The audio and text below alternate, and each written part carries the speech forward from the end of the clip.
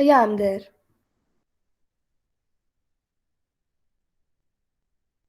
I think we can start with the session today.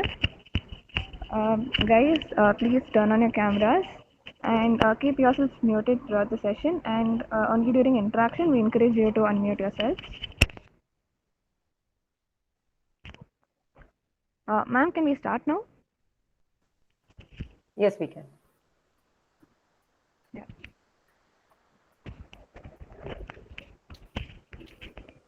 Hey guys, Ram Lakshmi here from Rotaract. So we welcome you all to the session of mock interview with HR today. And today we have with us the HR manager of Caterpillar India, Mrs. Uma ma'am. Welcome you ma'am to the session. Yeah, thanks, Ram Lakshmi. So we all encourage you guys to interact with her, ask her for tips, and take her guidance and use your interviews in a very good way. So let's start with the session. Over to you, ma'am. Yeah, thank you, Ram Lakshmi.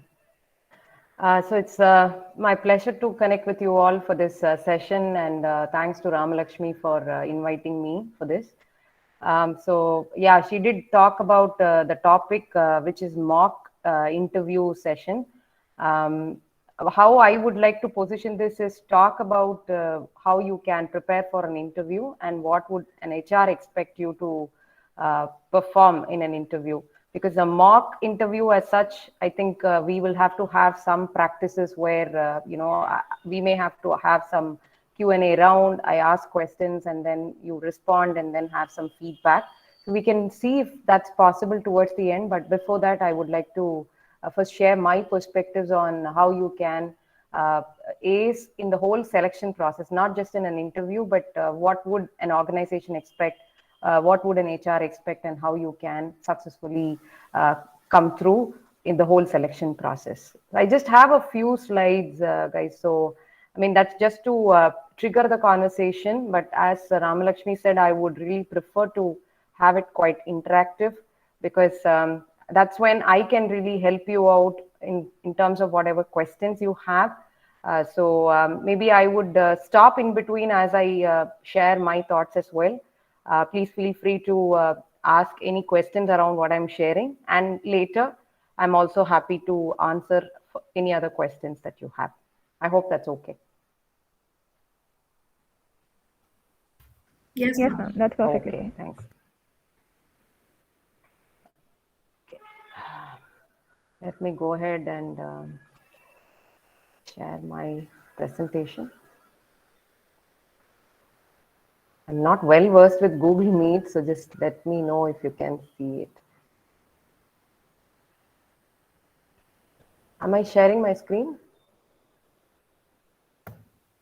Yeah, I've just clicked on the presentation. I think it should open up.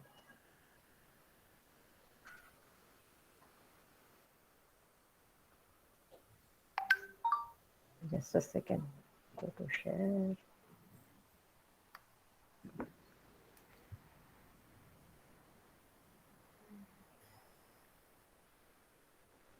Ma'am, you can click on present and a Yeah, window. that's what I did. Is my presentation showing up now? Not yet. Not yet. Just a second.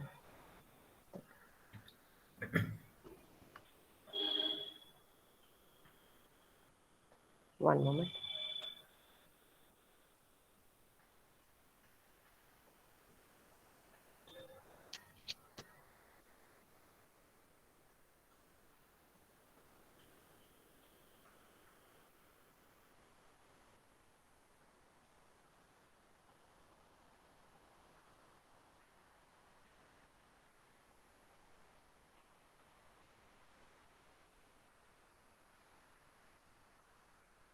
Yeah, I'm sharing my screen now.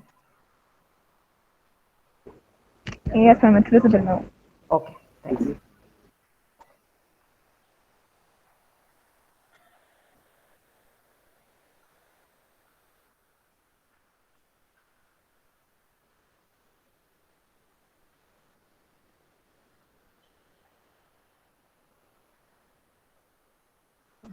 I hope the slides have come up for you too.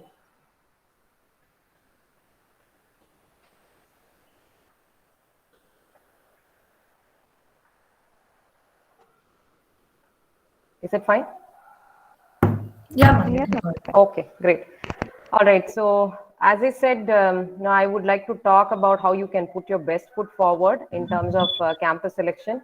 I understand from Ram Lakshmi that we have a mixed group today, people from different engineering branches. So, I would like to keep it generic, and you can draw some ideas, take some inputs from here for any of your selection process.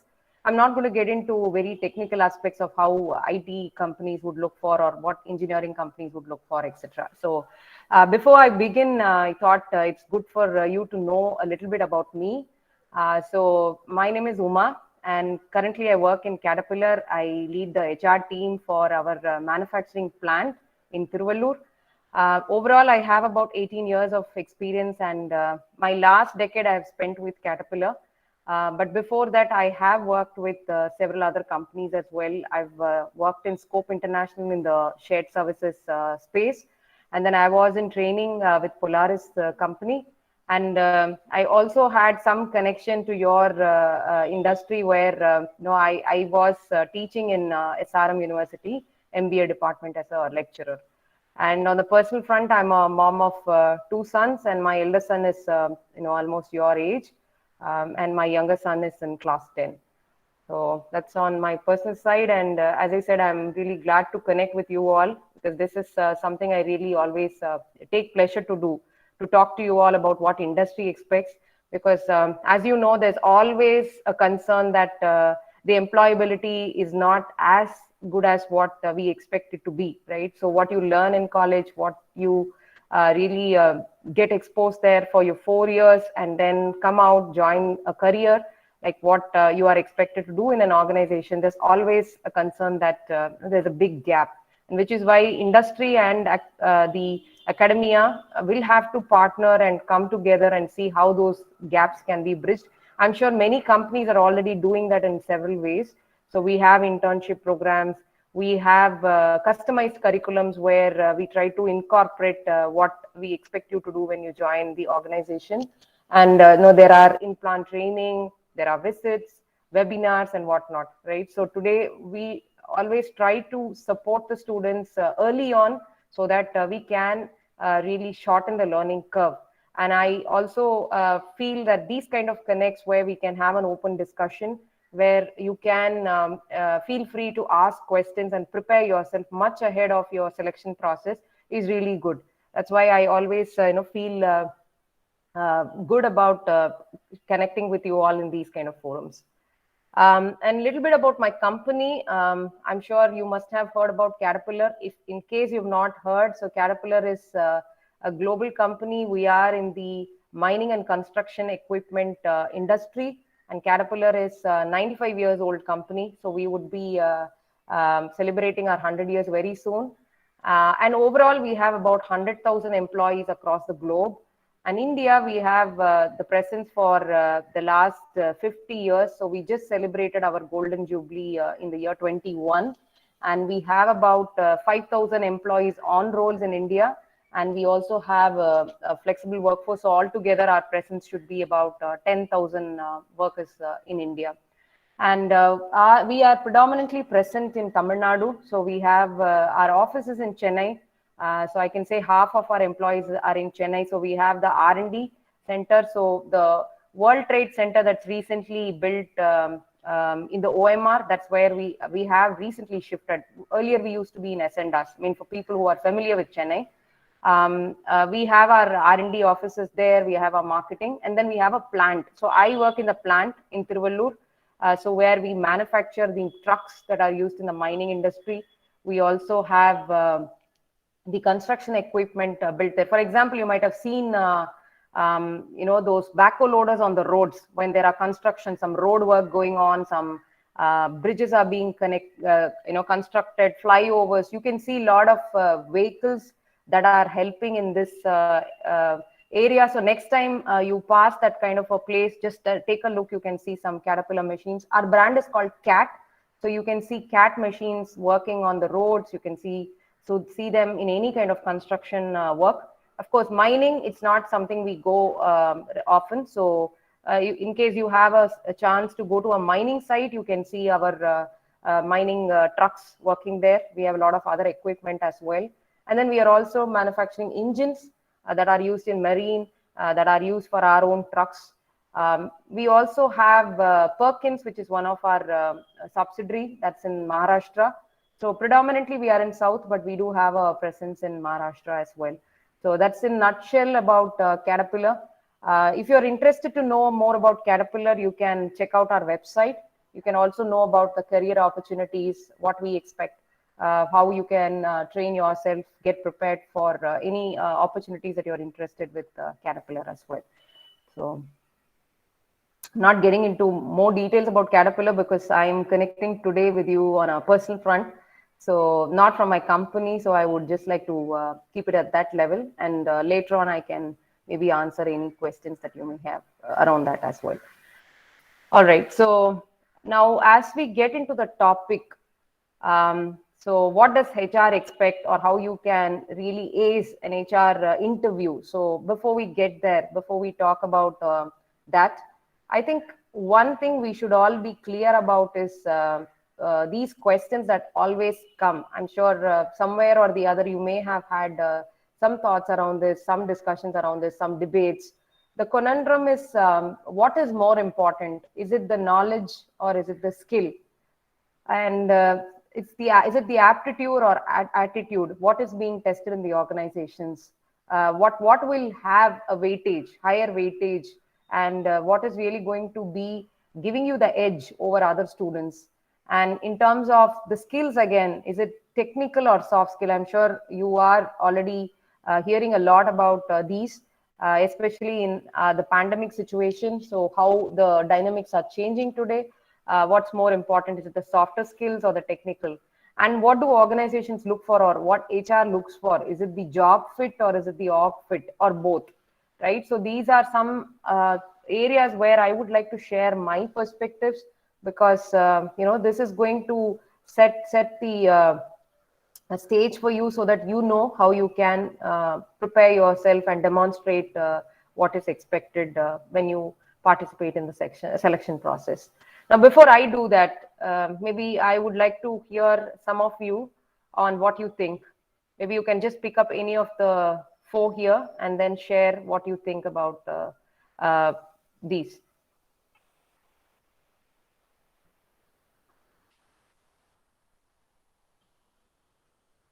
Anybody? The virtual session, unless you talk, I would not know if you're with me. And yeah, at home, there are a lot of distractions. So I think this should be a time worth invested. So let's have the dialogue going on right from now. Anyone would like to share? Okay, maybe let's pick up the attitude versus aptitude. What do you think organizations are looking for? Well, I think the aptitude is already checked, right, in the previous tests. When it comes to HR, I think they're just looking for attitude rather than aptitude. Okay. Yeah, anyone else?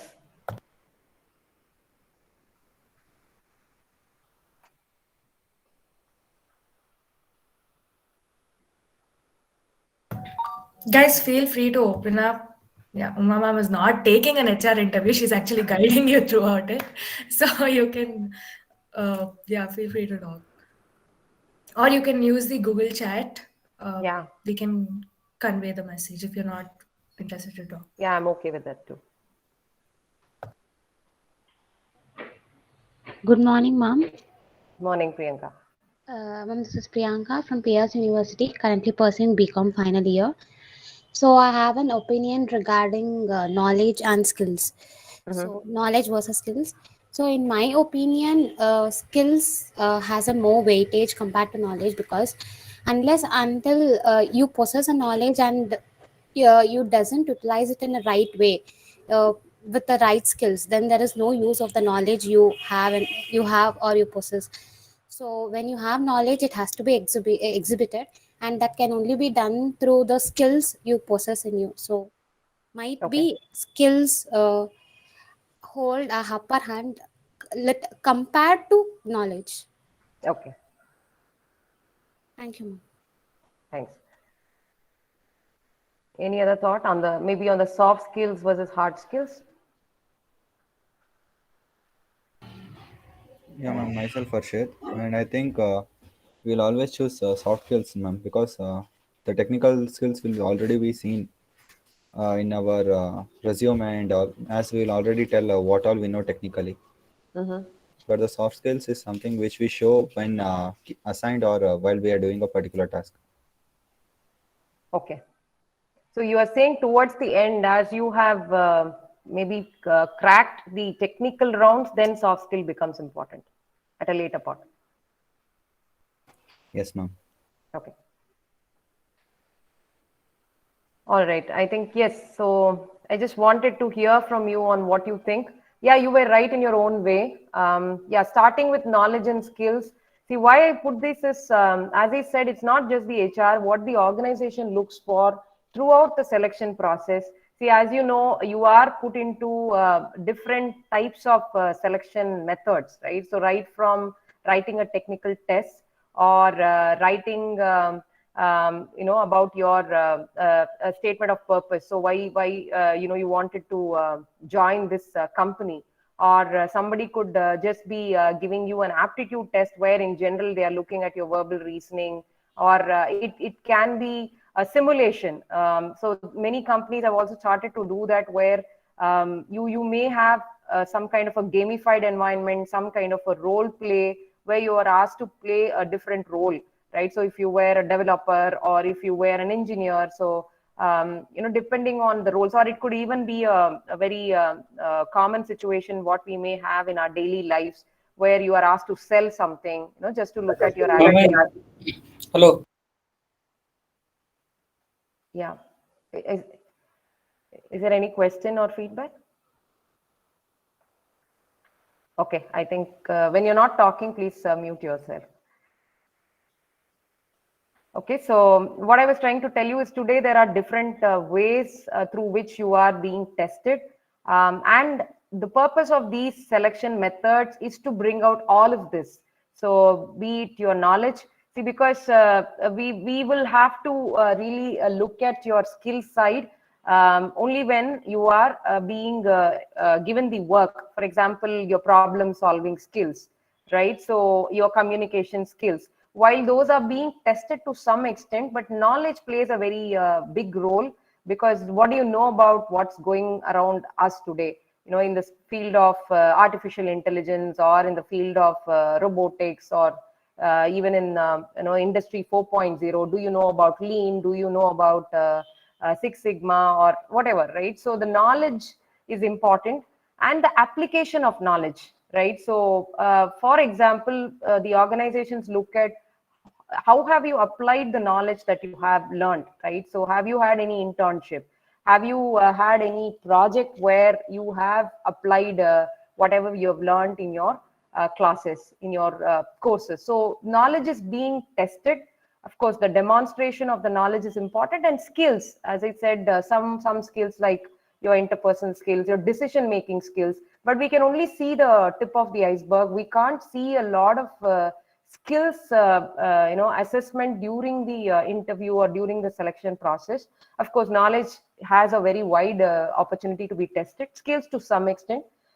So both are important. And yeah, of course, we if you're going to just be bookish, if you're just going to know something but never knew how that is being applied, how that's being used, then that's not going to be of value. So I would say applied knowledge is very, very important, where you are able to articulate, right, where you have seen this. For example, if you are from a mechanical background, right, if I were to ask you about the vehicles, right, so if you're able to explain about how engine works, and then a two-stroke, four-stroke, diesel versus petrol, or versus today we are talking about electrification.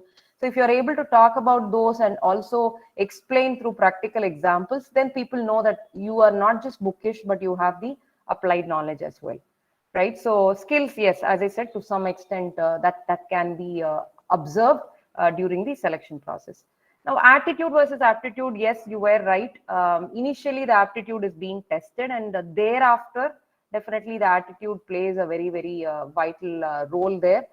Because today the challenge is we can find a lot of people with good aptitude, Definitely, I think our talent is market is good, that you can find a lot of students with good aptitude, but attitude sometimes is difficult, right? So very important, how do you approach a particular situation? Do you have that openness to receive a feedback? Are you able to go through uncertain situations? Because today there's a lot of uncertain things happening around us. Are you able to stand up and talk when you find something wrong? So all those are to do with someone's attitude. Today, that's where organizations want to look at individuals who come with the right attitude, because attitude is ingrained, right? So we can't teach people to hold the right attitude. Aptitude can be developed. So because even if if you see organizations, they invest a lot in your training, right? Of course, you need to have that intellectual capacity, which is why you are being tested for that, your reasoning, your knowledge, and all that. But after that, once we find you to have those required level of intellectual capacity, then the organizations can train you, right? So whereas attitude is not, I would not say that it is that much trainable, because that's it's your personality, basically it is your trait, right? And what you have built over so many years in your life, it's not that it cannot be changed at all, but it takes its own time, which is why at a later part of the selection process, attitude plays a very, very vital role. And I think connected to that is the soft skills. As you know, somebody also said that yeah, soft skills are really looked at in a very, very serious way. Yes, I would again say that soft skills is the softer side, right? So it is not something we can very effectively measure. At the same time, it's all about your behaviors. And organizations are interested to bring the people with the right behavior, because that also connects with the last one, the fit with the organization. For example, at what stage is the organization in today? Are there a lot of innovations happening? Are there a lot of extended working hours that we have? Are we trying to churn the whole organization strategy and trying to become a very new organization? So there are a lot of things that organization goes through at different phases, and we want people to come with the right soft skills, right attitude, so that they fit into the organization. See, the job fit basically is about what you're going to be delivering day in and day out in what you are given. But what's also important is, as all of you will be part of an organization, the fit to the organization, the values. For example, if the organization holds a very, very high value towards customer orientation, right? There you have to work with a sense of urgency, and you have to, regardless of whatever level you are in the organization, you have to be a leader, right? So you have to be a self leader, where you can take decisions on time. You are able to effectively communicate, motivate others. You are able to collaborate. So if those are things that the organization expects based on its current strategy, then definitely your soft skills will play a role. And more than your job fit, they're also going to look at how you are going to fit into the organization's current strategy.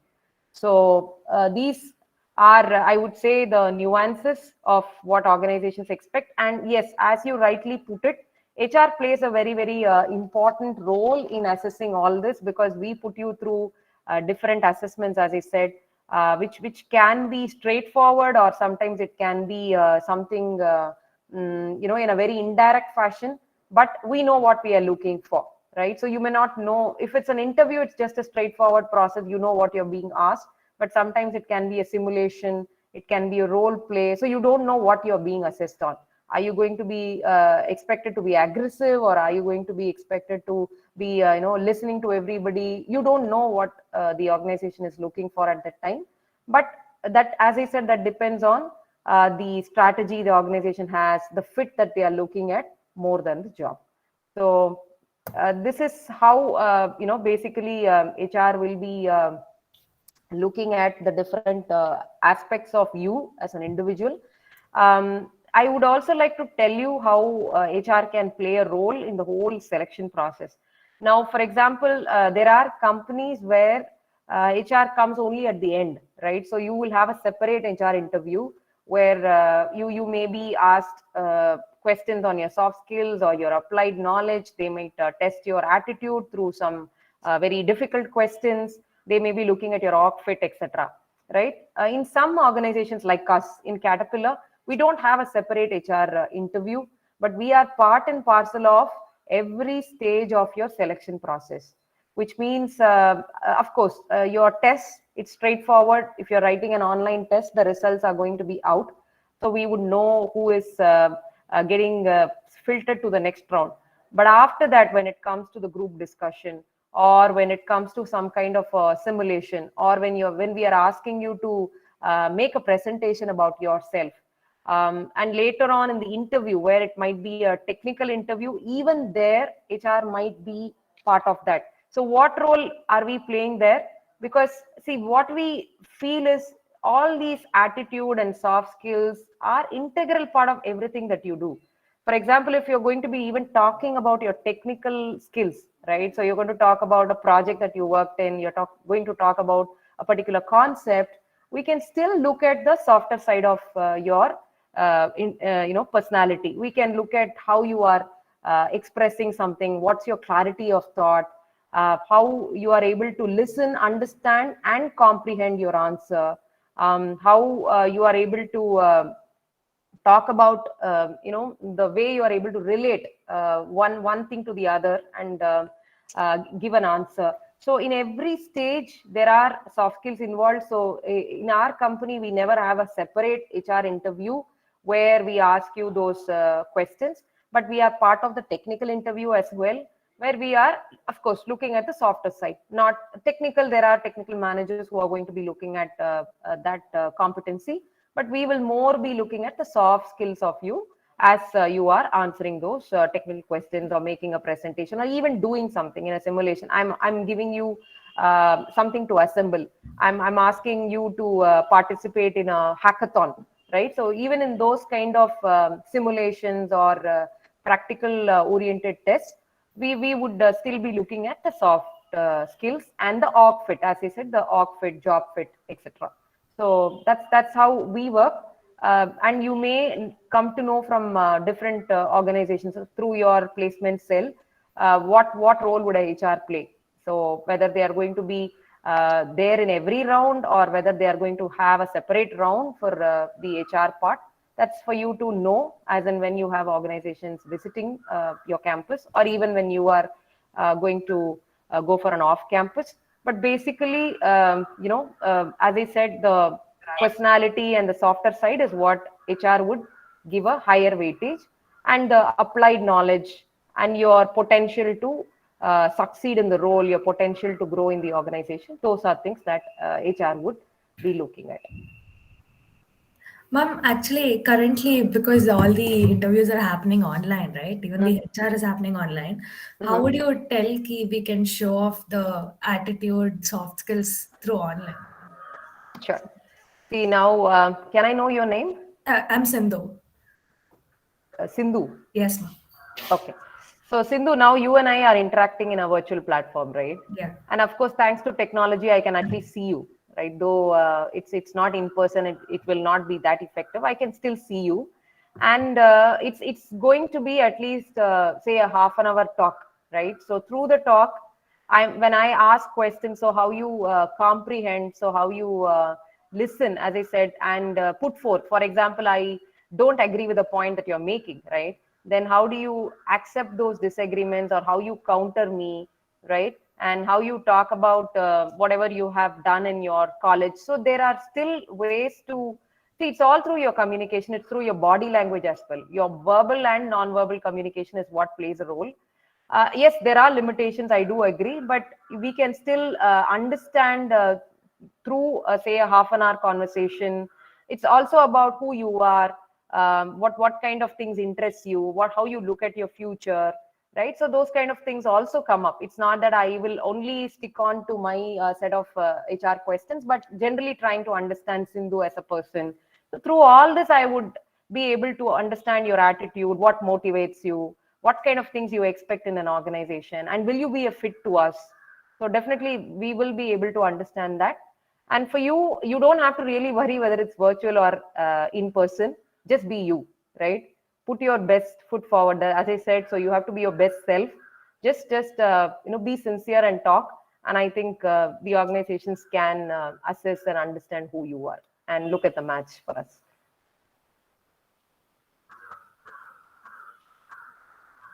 Yeah, I hope, yeah. Okay, any other question at this point? Oh, ma'am. Yes. Almilu here from Civil Engineering. Ma'am, what are the commonly asked questions in an HR interview, as in regarding the technical skills? Okay, so as I said, we would not ask you questions on the technical side because we will have the technical team do that, right? Because as I said, HR is more interested to look at your org fit. We are interested to look at your personality fit, right? So who you are and then what kind of people we are looking. As I said, if you are in a very fast-paced organization where things have to happen in a very, very quick way, right? Have you had such instances? Are you a person who will cope up with that kind of a speed, that kind of a sense of urgency, that kind of a customer focus, innovation? So as I said, those are things that HR will be looking at. We will not be asking you technical questions, but we will be gauging you on your responses to the technical questions, because there is also a softer side to it, right? For example, if you give an answer and you're not confident, right, then there can be a question from the technical team. Are you sure, Alamelu? Have you read this right? Do you think you should go back and refresh your knowledge? Then how you immediately react to that question, and then how you counter it, right? You say, like, you can bring your arrogance, like, yes, I'm right. I've studied this. In fact, I was the top scorer in my semester, and I know what I'm talking. Or you may be very polite in your words, but your body language can say that you're uncomfortable when you're being countered that way, or when you're trying to be cornered, right? That it could also be intentional, right? Sometimes it's unintentional that managers ask such a question, or it can be intentional that they might want to put you in a tight spot and see how is this person reacting, right? So those are things that the HR looks at. So I may not have asked you, tell me, how this particular engine works, right? So what technology have you used to build this app? I may not ask you that question, but as the technical team asks you those questions, I'm going to look at the way you are interacting. I'm going to look at the attitude. I'm going to look at, the softer side of things. So that's how HR would be looking at. Now, talking about what questions HR would ask, maybe we can talk about it later, because I would also want to share some more perspectives. And of course, it's never the same, right? So what questions we would ask depends on what we want to know from you, or what we want to know about you, right? So I will maybe reserve that question and take that up a little later, if that's okay. Yes, ma'am. Thank you. Okay. Excuse me, ma'am. Yes, Rahul. Ma'am, I have a doubt regarding org fit, ma'am. Can you please explain more about org fit, and how do you judge a person based on org fit? Maybe an example so that you can get more idea about it. Sure. See, as I said, org fit is the organizational fit. See, there are two things we look at. One is the job fit, the other is the org fit. Of course, we also look at the location fit. Now we are in Tiruvallur. Am I sure that these people would be interested to come there? Of course, you can live in Chennai and come to the factory in Tiruvallur, but maybe not many would be interested to even relocate to Chennai. So, I mean, those are the location fit. That's a different thing. But let me talk about the org fit.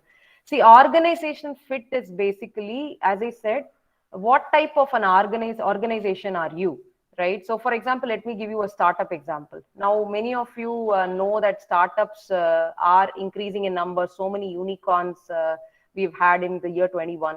What do startups want? See, startup wants employees who are self-driven, right? So they want people to have the highest zeal, because startups may not have a very, very clear plan, very, very clear strategy, because they are evolving, right? So if there are people like who would want everything to be told to them, right? Here is my vision, this is my strategy, this is what you need to do every day, this is how I will measure you, this is how you should report. If people are expecting everything to come to them in a very structured way, then that will not work for a startup, because a startup is something, a company where things are still evolving. They haven't figured out yet what is going to be their business model, how they will reach the customers, how they would want employees to work, what is going to be your performance expectations, how you are expected to deliver on your job. So they may not have everything very clear cut. If you are a person who would expect something in a very structured manner, and that happens to come out in your interview, the way you have been brought up, how you have always been very structured in your life, where you have had clear a very high clarity on whatever you want to do and things like that. Maybe you are a person who's very structured, who would expect things to be of highest levels of clarity, and that may not work for a startup, right? Startup, they will have to keep evolving, and what work today, tomorrow they might have to churn and completely change, and they will do a very different thing next year. And if you are a very structured person, if you expect highest levels of clarity, then they may not opt for you, because it is such a dynamic environment where things keep changing. Then they may want to look at somebody who is willing to navigate through those uncertainties, who don't want everything to be in place. See, for example, if you're a traveler, there are some people who would want everything to be in place, right from your itinerary to which hotel you will stay, where you will visit, who you will meet, things like that. Some, they will not even carry any itinerary, just book the tickets, or sometimes even ticket return they may not have booked, just go explore, right? Keep changing the plan, and then end of the day, enjoy the trip and get back. So who are you, right? Will you fall in the first category or the second category? If you are in the second category, maybe that's what will choose a startup will choose, because as I said, they are not structured. And whereas the other way around, if you come to a company like Caterpillar is 95 years, right? So you can expect almost for everything we have processes, right? And there is a certain way of doing things. And when somebody comes, we would expect them to follow all this, right? So there are very clear values, there is a very clear strategy, the very clear organization structure, there's a very clear way. So there are a lot of written and unwritten things. And for some people that might be a little bit overwhelming, because hey, everything is told to me, and is this what I should do? So can I not use my creativity? So this is another side of it. But we are also evolving, where we want to challenge that, and we want to bring some kind of a balance, where we are also having people who can challenge the status quo, who can think differently, who can change what we have been doing over a period of time in 95 years. So have that little bit of a startup mindset even in a company like us, because now we are 95 years, and then we have to survive for another 95 or 100 years, whatever, right? So our strategy is also changing, where we want to bring that fresh blood who can ask me, tell me why you are doing this, how can we change things, is this good? We have seen success, but can we still dynamically change, or have people who can ask those radical questions? You see my point, Rahul? So it's basically the org fit is what stage is the organization currently in. As I gave you two examples, a startup versus a very stable organization who has which has lived for so many years, and at what strategy they have, what they want to do in terms of their products, in terms of their services, in terms of reaching the market, etc. So they would want to choose employees depending on the roles, also who also have this kind of an org fit. So again, how they would measure you, as I said, it could be just through those discussions. Are you someone who can navigate through uncertain things, or would you want to have very clear things told to you? Or are you someone who's highly creative, that you will get little uncomfortable when you don't have much room for creativity? Are you somebody who is open for working with the highest level of urgency, which means if I were to tell you today, it has to be given today, right? Whereas some people would want to take time, plan and then deliver, right? So whereas we will have to have people who work with the highest sense of urgency, things like that. So depending on what the organization wants, they are going to evaluate the students and look at what traits you possess, and is it matching my organization. So it's like a simple example I can give you. It's like a marriage, right? So you are not just getting married to just the person, right? It's like the marriage of two families, we say, right? So the culture, what they do, see again the money, right? So financing, so how the company would want to spend. For example, Google, we know they give the best work environment, which means they've spent a lot on the work environment, because they want people to have that experience so that they can be at their best creativity, right? So some organizations may have a very traditional work atmosphere. So what kind of person you are, do you enjoy those kind of things, and would you fit into my organization, right? So as I said, depending on what the organization wants and what strategy they have currently, and looking at you as a person, will you be fitting? Because at least we are looking at 3 to 5 years, right? So that's stability, because it's not that you join today and then you leave in a year. It's not going to be a very good equation if somebody is going to leave less than a year. Of course, people do change jobs, but at least can I look at a stability of 3 to 5 years, which means, would you like my environment? Would you want to join hands and work in our kind of a working model? So that's what is org fit. That's what they try to understand from you as they ask different questions about you as an individual. Yeah, ma'am, understood. Thank you. Yeah, thanks.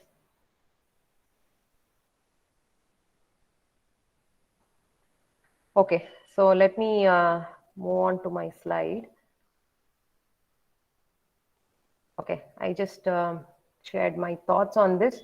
See, moving to the soft skills.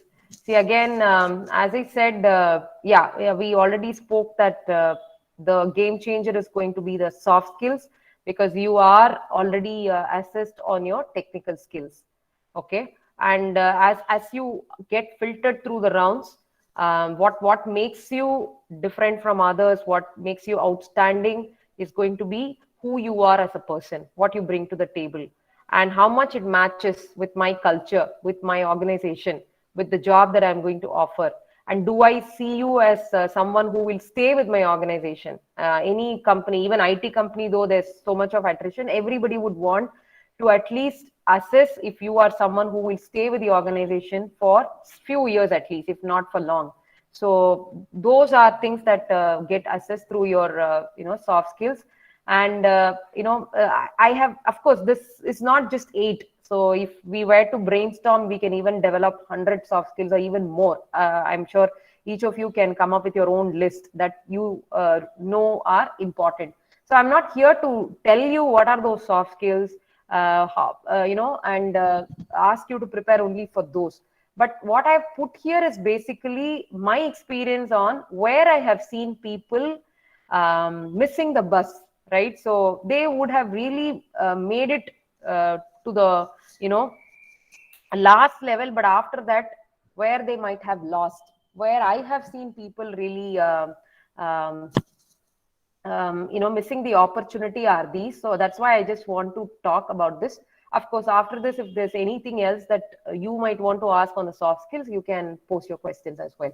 See, number one, this is regardless of any company, what they are going to expect from you is your highest levels of integrity, which means what are you presenting, right? So is it something to your true self?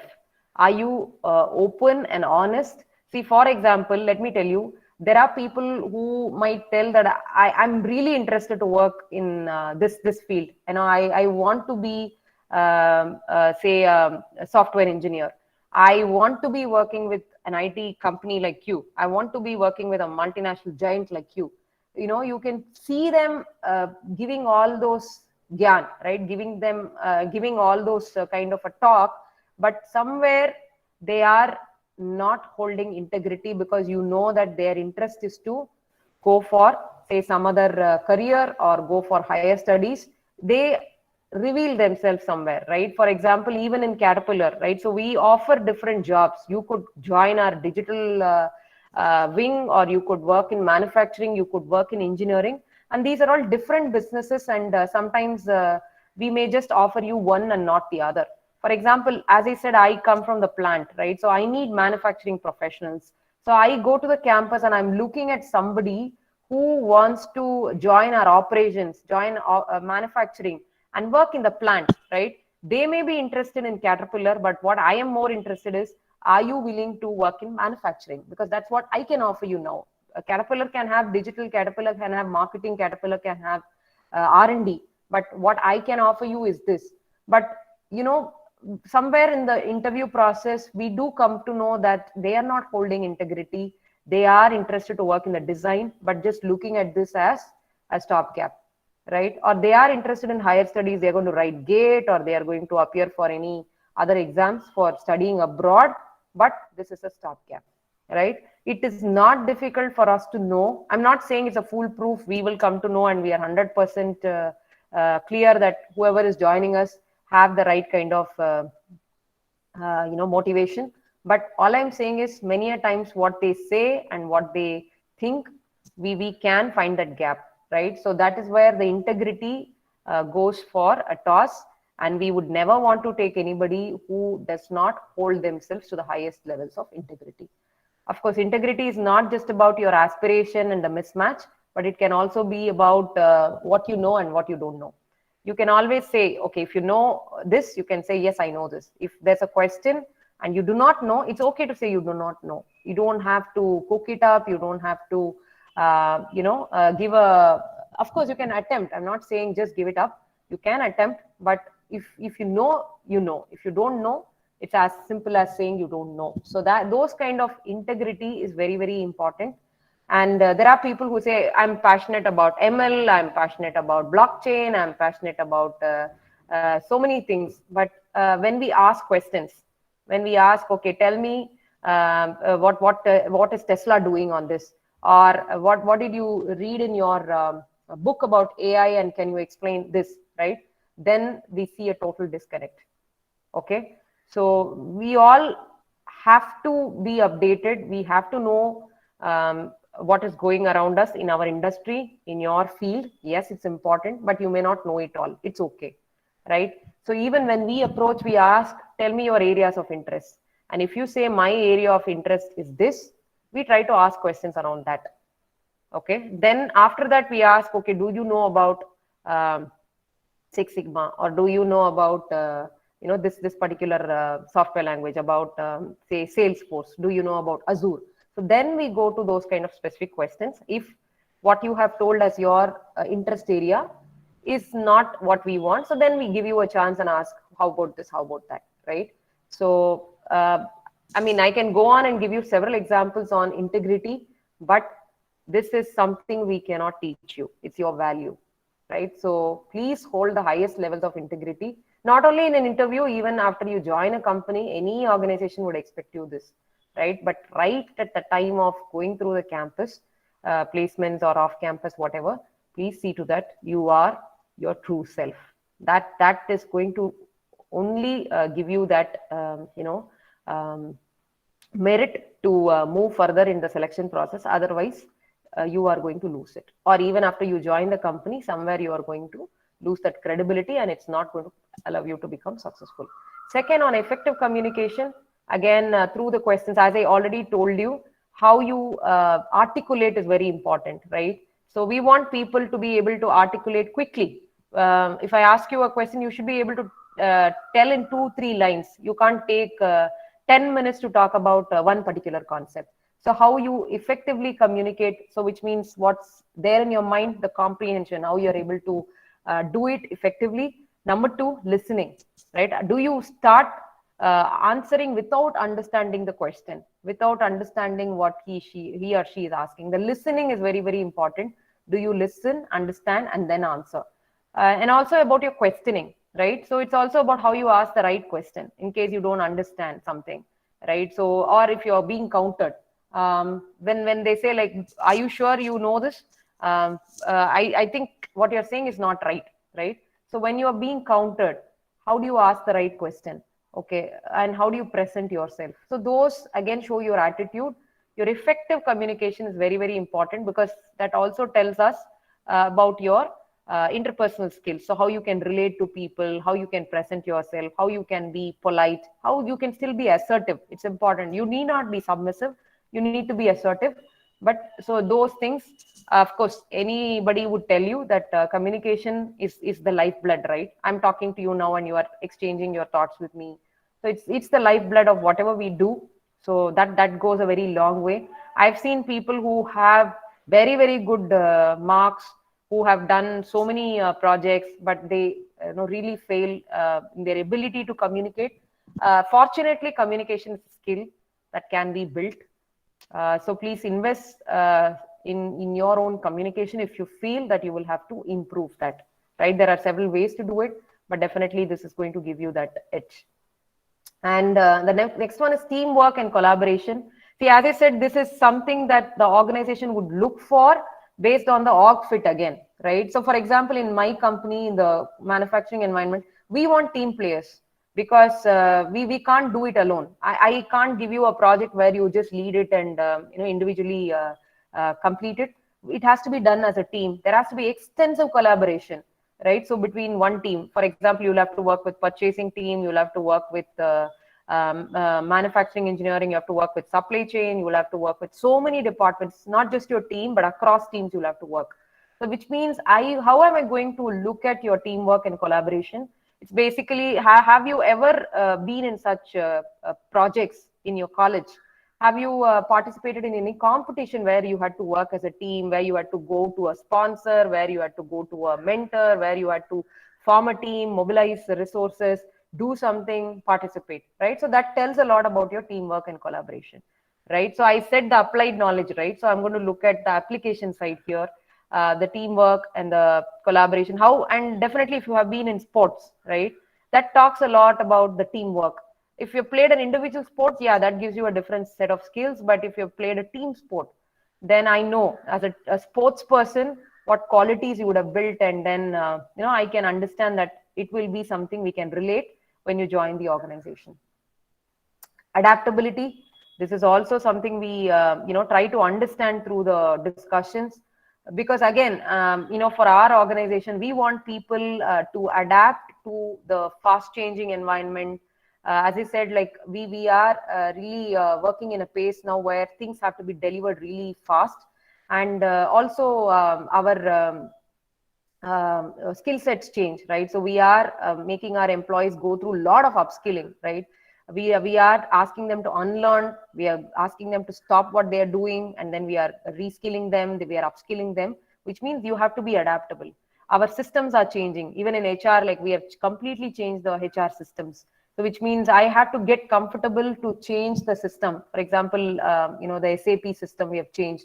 So that adaptability where you can quickly learn, unlearn what you had, relearn and deliver fast. That adaptability to the changing environment. I put you in different teams. For example, I may change 4 managers in 2 years, right? If you become comfortable, I would like to just work with this manager, then it's not going to work, because we sometimes change our strategy, that my managers change, my departments change, my roles changes. That adaptability, because again it depends on the org fit, as I said, that adaptability is something we look for in people. How do we check that again when it comes to the interview process? Have you been in different cities? Have you been in different say you were at home and then you moved to hostel, and then you have now been in a PG, or you've studied in many schools? So how adaptable you have been. So I will just ask you, give me an example of a situation where you had to really be very adaptable. For example, you switched courses. You say you took an engineering and then you decided that's not my cup of tea. Then you moved to something else. So how did you quickly adapt to that? Things like that. So, and then a fast learner, as I said, this upskilling and reskilling is something that's happening in many industries today, in many companies. So are you someone who can learn fast? First, are you a learner, right? First question is, are you a learner? Second, are you a fast learner, quick learner, right? Again, what kind of examples? So tell me, what did you learn recently, right? So not just studying your subjects in college, but outside. Are you in Coursera? Are you in LinkedIn? Are you learning something? Are you attending a symposium? Have you been to a company and attended an internship? Have you done some projects outside your comfort zone? All those things, right? So we would want to bring fast learners, and again, someone who can really be quick to skill themselves and contribute. Innovation, again, you would see many companies looking for people who can be at their creative best, because we are constantly going through a lot of disruption, and we should be bringing a lot of innovation in the way we work. I don't have to be working in a separate R&D for bringing innovation, right? People in R&D, they innovate every day, right? So they work on new processes, new products for the future. Don't think only they need innovation. In every job, even I need to innovate. I need to bring some cutting edge HR practices. I need to think, okay, what does the talent like you need today in an organization? So how can I make your experience really good in a selection process? So I will have to constantly innovate. Everybody has to do that. So which means we will assess that in the interview, understand how you have been creative. What have you um, worked on anything in the innovative side of things. So those kind of things we try to understand. Emotional intelligence, again, you might have heard about this. There is an IQ and an EQ. IQ is tested much earlier in your selection processes, but later comes the EQ. It's about how you can share your emotions, express your emotions in a very acceptable way for you as well as for others. So that social presence, so how you can connect with people and how you can still express what you want. So again, see, emotional intelligence, sometimes we put some tough questions, we try to corner this person, and then, how the person composes himself or herself and is able to immediately come to senses and answer in a very acceptable way, right? Or we see that people start becoming a little uncomfortable. We can see that their faces turn very pale, and then they stammer. We can see those kind of things, but some they are able to go through those kind of stressful situations. They quickly come to sense, and they are able to answer in a very composed fashion, in an acceptable fashion, basically. So we do look for people with those highest level of emotional intelligence, because there's a lot of uncertainty and there's a lot of adaptability, as I said, that's required. And I see that some really have that emotional intelligence and some don't. Again, this can be a decisive factor. And the last, the leadership skills. As I said, we expect everybody to demonstrate the leadership skill, regardless of whether you are a team leader or whether you are in a team player role, because these leadership skills are very important for you to make the right decisions, for you to communicate clearly, for you to influence others, even if they are your higher ups, even if they are people very high in the ranks. How you can influence them, how you can put the right perspective, and then motivate others to support you, because they may not give you the right support, the team members, your peers, how you can get their support. So leadership skill, again, is something we try to understand.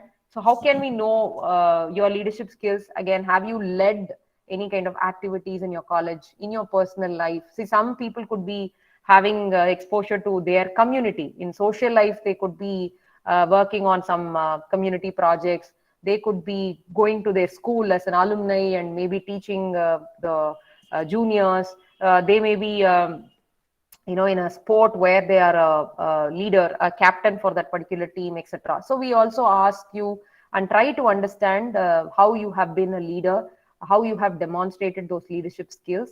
Again, these are very important for you to become successful in the role and in the company. So, I mean, as I said, I put these 8 because I feel these are some things that we look for when we hire for our organization. And regardless of how someone has scored in their technical side, in their aptitude, I see them only being considered for our roles if they demonstrate these soft skills, because these are integral part of the job. And just because someone is really good in technical, it is not going to make them successful in the job. These soft skills matter a lot. And sometimes we have made hard decisions where we had to drop a college topper from selection, drop somebody who has exceedingly done well in academia, but has a serious problem when it comes to many of the skills. I'm not saying you should score 8 on 8, right? And again, we prioritize. We look at the quality of examples you bring. We look at which is something I can train you on. For example, emotional intelligence, considering your age, you are hardly 20 years, right? So can I expect that kind of an emotional intelligence at your age? Maybe that is something I can train you, when you come into the company.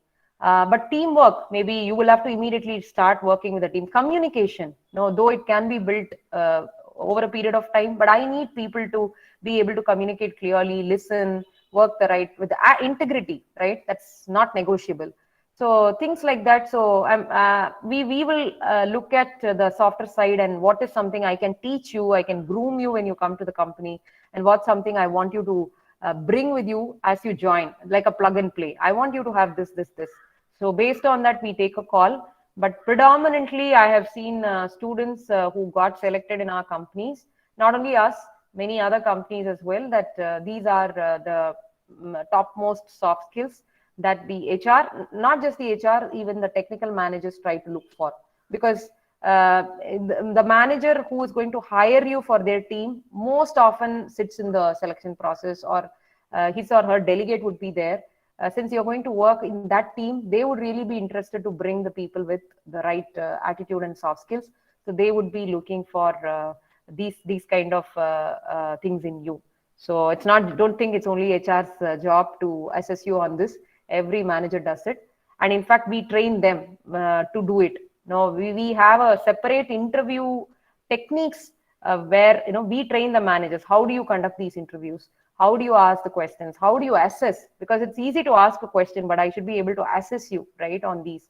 So we have separate training programs for the managers who get trained on how to assess these behaviors, how to assess these soft skills, right? So don't expect these things to come up or be assessed only by the HR. I would really want to, highlight that anybody and everybody and anytime, anywhere in the process, understand that these subtle things are being evaluated. So don't reserve this only for the last HR interview round if you have an exclusive one. So I think that's why all these have to be a part of you, and just be your natural self and try to give your best. I think things should fall in place. You don't have to take extra caution when you're going to meet an HR. So that's the underlying message there. So let me stop here and then see what questions you have.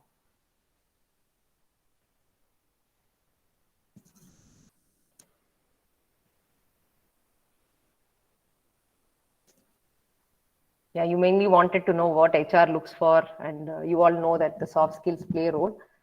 I hope I have given you some clarity around that. Ma'am, I wanted to know like how to answer for. Do you have any questions? So I attended a couple of interviews. So I just asked, how do you measure the performance of the work, or uh, I also asked. I want to tell this. I also asked, is it going to be offline or online due to the this COVID situation? So was it a right question, or should it be more effective? Okay. See, Samiksha, first it all depends on what you want to know, the intention or the purpose behind the question, right? See, I have seen people just asking questions for the sake of it, just to show that they are smart, right? And sometimes, like, people say, I have no questions. So in both the way, I think it's not going to give the right impression. So you should be able to ask the right questions at the right time in the right place, right? And sometimes we would have told all that right in the pre-placement talk, or somebody could have just given you some material, right, some pre-reading material where they would have given you all the information, and then despite that you ask such questions. Of course, to clarify something, you can say, I read this here, I saw this here, this was in your website, this was told during the pre-placement talk, but I still wanted to clarify my understanding. That's a different thing. So what I mean to say is, what is the intention or the purpose of your question? Be clear with that. Two, who do you ask? Where do you ask? How do you ask? Of course, your questions of how will my performance get measured, and how is the interview going to happen, online, offline? I think those are genuine questions, technical questions you want to know, right? Because you are interested to become successful.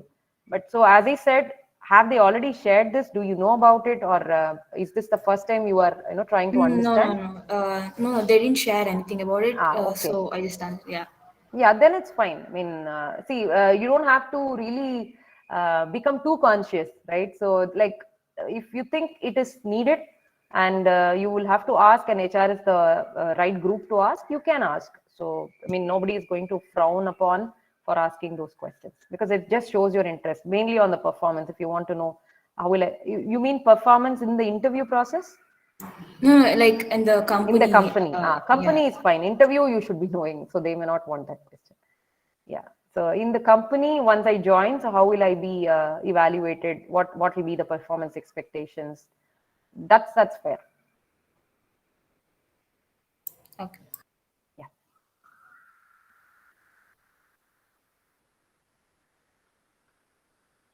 Any other questions? Excuse me, ma'am. I have a question on emotional ability. Yes, Nikki.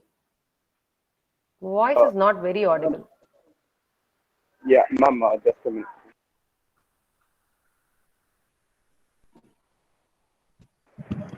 Ma'am, is it audible now, ma'am? Better. Yeah. So, ma'am, actually, I'm a like quite of emotional person. Like, I'm not able to express my feelings or emotions properly. So, how can I improve it, like, so that I can be more productive in my interview sessions? Okay. See, as I said, any soft skills, it builds over a period of time. It's not that you can overcome that immediately. But see, for emotional intelligence, the first thing is it is all about your self awareness. So I'm glad that you have the awareness that you need to improve. You know that you can't manage your emotions, and you are sometimes having the difficulty to put things in the right perspective or be socially acceptable. So since you've realized that, I would say the next step is for you to clearly write it down, what your goals are, what you want to improve, right? Because you can't attack all the things at the same time. So first, see, and sometimes it's very clouded in the mind. You don't know where you are having a shortcoming. What is your real challenge, and why you say it's a challenge? So I would say just spend some more time in the self introspection. Sit down and have some time for yourself, where you try to recollect situations where you think you were not effective, where you think your emotions did not come out in the right way, right? It's like we say the 5 Ys, right? Sorry, the 5 Ws and 1 H. I'm sure you must have heard about that, right? So what, when, why, where, who, and how, right? So just try to introspect in these 5 Ws and 1 H. Write it down, so you at least have that clarity on, are you convinced that yes, there is a problem that you need to work on, right? Sometimes we may quickly jump to conclusion, and we will not know what exactly I need to attack. So this way, when you write it down, that gives you the clarity, and okay, your problem is when someone asks you a question for which you do not know the answer, then you maybe you become a little tense, and then you can't handle it, or they corner you. I'm just giving you an example, right? So which means this is what you identify. Then can you talk to your friends, can you talk to your peers, asking them, hey, have you come across such situations where um, these kind of questions were asked? How did you handle, what thoughts you get at that time? That's one way, talking to peers. The other is also reading some kind of some, I would say, like going through some articles, just trying to read a book on emotional intelligence, where there are very good authors available in the market. How can you improve your emotional quotient? How can you be much composed, and how you can express your social skills in a much better way? Just pick up a book that you want and read it, right? And then practice, right? As I said, your goals, break it down into smaller goals. Okay, who are you, first, do you want to change that with your friends? Because interview comes later, right? So in your daily behavior also, you can see where this is having a challenge. So do you want to, the next time you meet your friend, the next time I face my lecturer, the next time I have a interaction with somebody in a shop, I would see to that I express myself with the right emotions, right? So have those kind of tasks for you, have some goals, and then attack one by one. So first take with small take those small steps, go easy with that, and then once you are able to do that consistently, you can then start applying that for several situations. So I mean, this is a journey. We all will take time to get to the right level that we want, but first, having the clarity on what you want to do, and why you want to do is important. So as I said, spend time in your self introspection and break it down into goals, tasks, and then also get some knowledge from how you can build this skill, and then practice that skill, and of course course correct and continue to improve. It's a journey. Thank you, ma'am. Thank you. Thanks.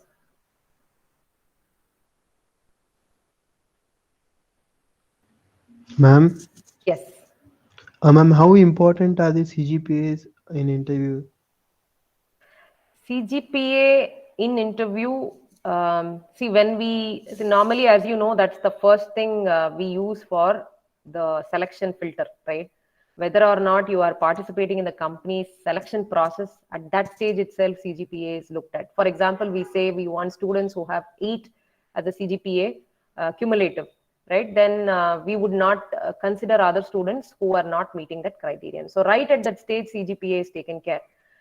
So later, we will only be looking at your other knowledge, skills, and then the softest skills, your attitude, etc. But where in an interview your CGPA can come to picture is when we have, say, 2-3 students who are very close, right? So they're competing, and then we now have only 2 positions to offer out of 3, right? Then when I look at the individual, I look at everything now because that's a final decision, right? So I look at your personality, I look at your soft skills, I look at your other competencies.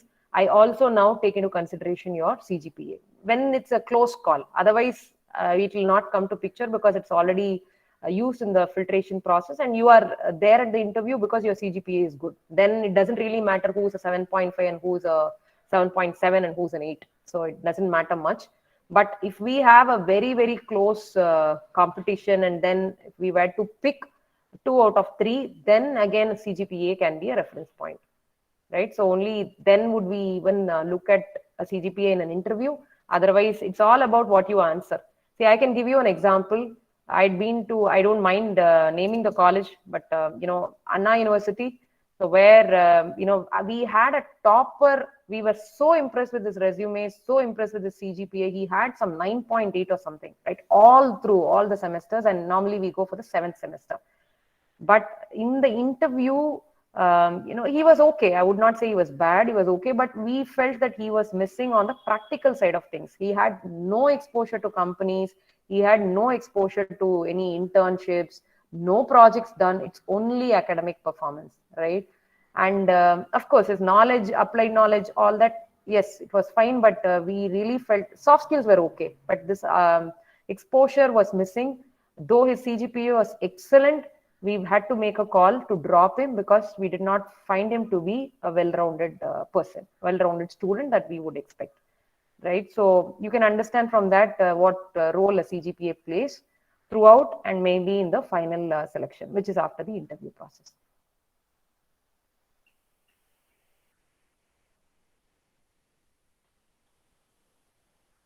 I hope that answers, Aniket. Yes, ma'am. Okay.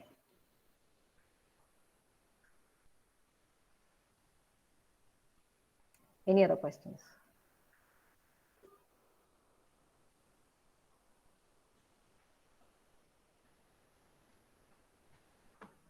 Okay, I see some 40 plus people. I think so far we would have had some 7, 8 questions. So what about others? One question. Yes. What if in an interview we come across a technical question which we have no idea about? Should we even attempt to answer it or just say that, sorry, I don't know about this? What would be your preference? I feel if I know a point or two, I should attempt to answer it. If you know, yes. Absolutely. You can say you're making a don't- guess. Okay. You can say you do not know much in that area. That's why I said integrity is very important. You can't cook it up, right? So you can use your integrity there. You say that I did not study much in that area, or I did not have that subject or whatever. Or you can say, like, recently I did not have a chance to brush through that concept, but I can still make a guess. I happened to read this, say, a year ago. With that, I would like to make an attempt. So you can place your submission and then make an attempt, so they know what you are attempting is only a guess or just a vague explanation, but that's not something you are fully aware of. That's okay. And it happens. You can't know everything that the interviewer is asking. Thank you, ma'am. See, but on the contrary, as he said, at least I see many interviewers first trying to know what your areas of interest are. See, because I can't expect you, because if I have some 10 things to assess you, I would want to know where I can interview you, which means if there are 3, 4 things that you say is that's my forte. I know about this. I know about analytics. I know about AI. I know about machining. So you, whatever you are sharing, then I know, okay, then let's get into machining. Tell me how this is done, how this machine works, that works. So then I will start asking you questions based on what you say as areas of interest or where you have extensively worked, where you would like to work in the future, right? So you can have those, very, because one thing I see is what you put in your resume and what you really know, sometimes there is a disconnect, because we mainly in the interview we take the resume out and we look at where you have contributed in your college, what are your affiliations, what are your areas of interest. We try to connect through the resume.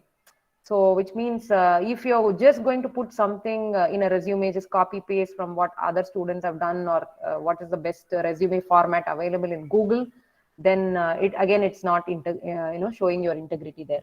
So which means even if it's a simple one-page resume, it should be a reflection of your personality, who you are, what you know, what are your areas of interest, right? So how would you like to contribute to the organization, and what are your achievements? Just keep it simple, keep it straight, right? So you don't have to have a lot of flowery things. That's really not going to reflect your actual credentials. Then stick to that. If I ask about your areas of focus, what you say and what is there in your resume must connect, right? So keep refreshing your resume. It's okay. I mean, your areas of interest could be evolving, but is your resume current? Have you updated your resume? Then your other achievements, everything. So try to connect to that and answer the question, because that's one disconnect I have seen. Thank you, ma'am. That shows the lack of preparation sometimes, and that's also not appreciated, because sometimes the time that it takes for the selection process, it is really very long, right? And imagine with a lot of priorities that we have at organization, it's not easy to spare so many people for the hiring process, but still it's important, because we are trying to bring employees into the organization who is going to be contributing to the company's goals, which means we will have to do justice to it. So you can understand what kind of preoccupations the managers would have, and they will not be able to spend a lot of time to know you, understand you, etc. So which means the time that's given to you, how you can be precise, how you can be concise, and how you can just talk about things that you know, those are very important.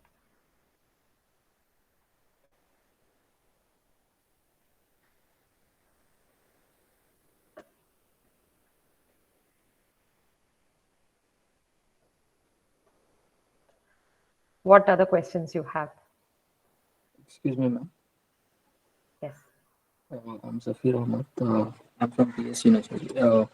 Ma'am, I had a question like if HRs are going for taking an interview for a particular department, and there are several like many candidates remaining yet, and you think that one person is you think that he is very fit for your organization or that department, for what purpose the interview is being held, and what if the situation comes like there will be a vacancy, like some 2 to 3 left vacancies, and you think that there are people who you think really fit for that vacancies, and there are still candidates who need to be interviewed.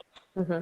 And if in that situation, it might be a possibility that some other HR, they will consider those candidates in the vacancy which like in other departments which are vacant. May arise. Okay. Yeah. Okay, So Zafir, maybe let me just rephrase what you asked. So you are asking that, say, I have a few vacancies but there are more candidates to interview, and I am able to quickly get who I wanted, right? So 2, 3 people are almost shortlisted. So do I still want to interview others and see if they have a potential to join any other future vacancies in yes, some other departments? Is that your question? yes.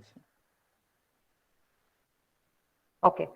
So yeah, see, one thing is, and at least in our current talent market, um, most of the times the supply is more and sorry, the demand is more and the supply is less. So what I mean to say is supply, I mean the jobs, and the demand is the students, right? So you want a job, so that's not proportionate. So there are less vacancies, but more students, more candidates trying to get an employment or trying to switch jobs, whatever, right? So definitely, and we also want a choice before we can make the right selection decision, because of course sometimes it can be a paradox of choice that you have too many people, you don't know whether you are making the right decision. That can also happen.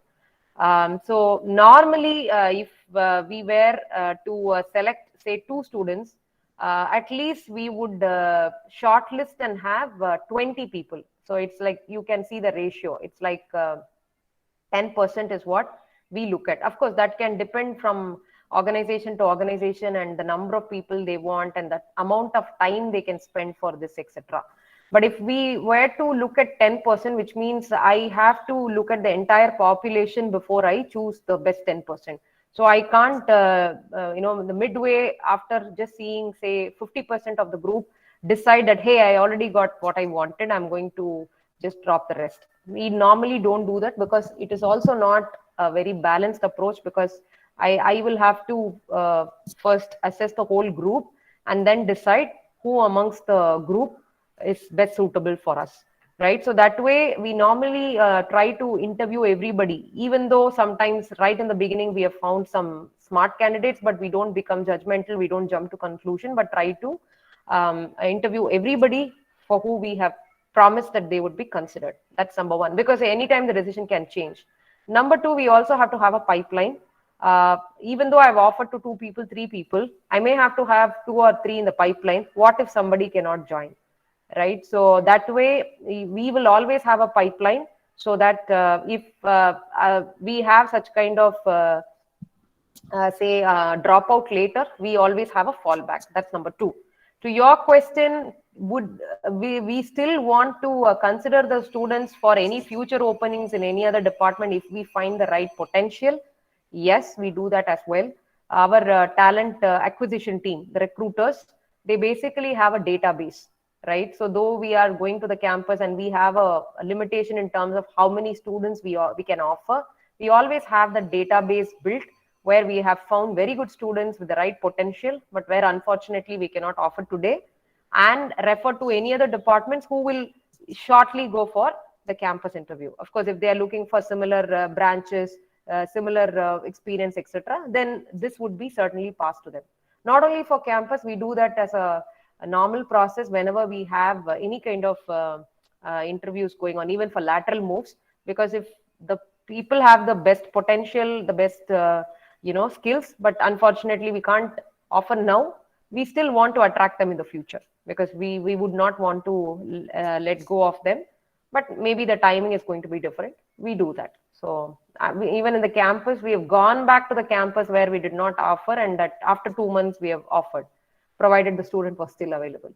So those kind of pipeline and potential database is always maintained by companies. So you don't have to give up because you were not offered. Maybe if you are fortunate, even down the line, the same company can call you back. Thank you, ma'am. Thanks. Ma'am, we have a question from Aditya Shetty from the live chat. Mhm. So he asks, how do you answer questions like, where do you see yourself in 5 years and what to tell for your weaknesses? Okay, good question. Yeah. Okay, firstly, in Caterpillar, we don't ask such questions. I'll tell you why. We always go based on what you have already accomplished. That's a better bet, right? Now, if someone were to look at your college life, your student life, right, and if you have some credits to yourself, for example, you have been a leader for a particular team, you have say participated in a symposium and won some award, right? All those are already demonstrated. Oh, I know this person has this level of a skill. This person has demonstrated, proved basically. So we normally go based on what you have proved yourself, where you have proved, because that's really a testament. And I can expect you to carry those skills and contribute in our company as well. So that's how our interview questions are designed, not only for students, for anyone across levels. We only try to know about what you do now, what you've done in the past, and we expect you to use those skills and knowledge, everything in the future as well. But yes, I still know we have those kind of questions coming to us. How do you see yourself 5 years from now? uh, Frankly speaking, even organizations sometimes don't know where they see themselves 5 years from now, right? So Caterpillar has a 5 year strategy. Every see, for us, 5 years once, the chairman and CEO, we have the same person as the chairman and CEO. He changes, and there can be some change in the board of directors, and then we come up with a 5 year strategy. Of course, the 5 year strategy is intact, and we try to execute based on the 5 year strategy. But I can't say that 5 year strategy never changed a bit. There will be some changes to the strategy, and we would have tweaked it, because we are in a world of constant disruption, right? You know how companies are reinventing themselves, rediscovering themselves every day, every minute. If you fail to do that and you say my strategy is carved in a rock, then you are miserably failing, and after 5 years you are out of the market. The same with the students. Yes, these are tricky questions. When they ask you, how do you see yourself 5 years from now? Be reasonable. You don't have to say, I will become a team leader and I will be. So just if you think, okay, 5 years from now, if suppose, let me give you an IT example. You would have joined as, say, IT engineer. 5 years down the line, I would have certainly wanted to had a progression where I have become a senior team member, where I have learned the skills and the nuances of this particular domain, and I have been able to contribute based on the organization's expectations. So you can just look at what you think is reasonable for you and contribute. Say it in such a fashion that 5 years from now, that is where you expect yourself to be. Because that's why, as I told you, we refrain from asking such questions, because it doesn't make sense even for an organization to have that clarity, because it is a constant discovery process. But yes, to your best knowledge and being reasonable, and to your best judgment, what you think you want to answer, you can do that, right? So, there cannot be one standard answer for this, but what you think makes sense, depending on the role that you're taking, depending on what kind of a progression that you might have had in the 5 years time, you can say. And maybe, even you don't know if your aspirations are going to change, because you are still exploring different avenues for yourself. You can say, going by what I like now, this is what I would like to do, and if I continue in this particular domain as so on, so this is where I think I would see myself, because I believe that I would have demonstrated my skills, and that would have taken me this far. So you can connect to what you're saying and why you are saying, and give a reasonable answer. Now, talking about the next one, what are your weaknesses? Again, same. We never ask what are your strengths, what are your weaknesses, because that's a fuzzy answer, right? So it's a fuzzy logic, we say, right? So it is not clear. And as we only talk about what behaviors you have inculcated, or how you have demonstrated over a period of time in your student life, etc. We never ask, tell me your strengths. You can say, I'm a go-getter. How do I validate that? You can say, I have a fire in my belly. I'm a very analytical person, right? So I'm a very good team player. All these are fuzzy. So, again, when you get such questions on the weakness, the best way to answer such questions is talk about something that will not really sabotage your career, and something you are consciously working on. For example, now if you're going to say, I sometimes lose my cool very quickly when somebody annoys me, right? This is my weakness. Do you think the interviewers are going to appreciate it? Maybe that's your true weakness, right? You may quickly get annoyed when someone puts you off, right? But you don't want to say that because it's not going to be appreciated, right? That's why I said it's a tricky question, and we don't expect to get the real answer that we want. If you are still asked, you can talk about, for example, I'm constantly working to be better organized in my work, right? So because I see that there's a lot of priorities that are having that I am having, so I try to be much more organized. So I look at setting up my priorities in the calendar. I try to set some reminders to finish some important work. I try to negotiate for some more time if I feel that I am pressed for time. So this is an area where in my college life, I realized that I can be much more organized. I can do better in terms of my priorities management. And I will not say it's my weakness, but an area for me to improve, and I'm working on it, right? So how does that sound? So you're still talking about a particular trait or a particular quality where you're not at your best, but you know that you are going to work on it, and you are already working. And this is something even organization would expect you, because priorities, how you manage, how you be organized, how you manage your time is all very important. And organizations also teach you how to be better time manager, right? So this kind of, it's still a weakness, right? Weakness. So you don't have to say that you know what, I'm a very lazy person, right? You cannot be lazy. I mean, if that's your inherent problem, better work. See, because you have to truly market yourself. That's also important. At the same time, you can talk about what organizations will value.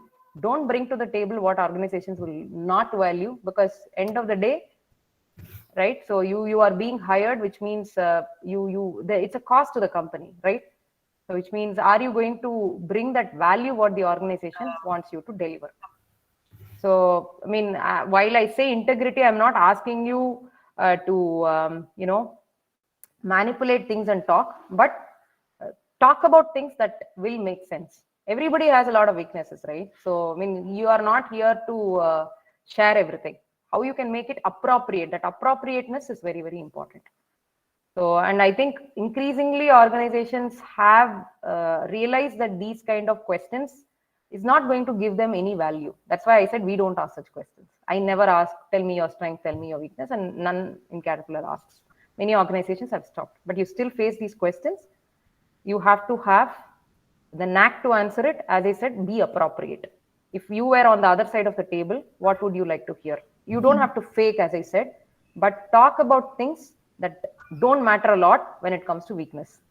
And when it comes to strengths, talk about, again, your traits, your qualities that you think will matter a lot. So it's about what you exhibit. It's about how you make it appropriate. That's what I mean. Yeah, I guess we can see that even companies are evolving clearly, not asking these types of questions, right? True. Yeah, I mean, that's an art. I can't simply go and ask any question that I want. Yeah. And that's why we train our managers. They simply can't go and ask some spontaneous questions. There are very clear set of guidelines to them on what to ask, what not to ask, and why.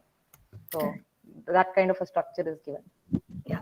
Ma'am, actually, we have another question from Nitin Dinesh, again from the live chat. So he asks, how are we supposed to tackle questions asked about personal life or present life situations? Like what? He's not specified anything. I I think guess I would like if we wouldn't want to completely disclose our personal life, but still we'll have to answer them, right? As they're asking. See, it's your again, your appropriateness plays a role there. You'll have to understand. See, for example, personal life. I don't think anyone will get that personal and ask about your dad's salary, or No, not that. no. Because I don't know what they mean. Just as an example, I'm saying about your what to say, your how you see. Maybe I might be interested to ask you how you spend your day, right? A typical day, how you spend. Typically, how you spend your weekend.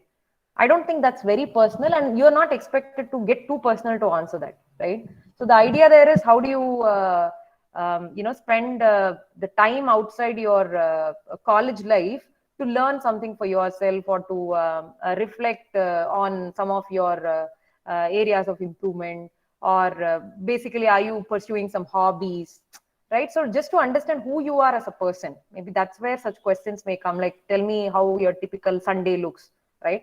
I don't think that's personal, but it's up to you how you handle such a question. If you still think it's personal, right? They're not going to ask you at what time you wake up, what time you go to bed, right? If suppose, I'm just giving an example again, what time you wake up, what time you go to bed, how do you answer that?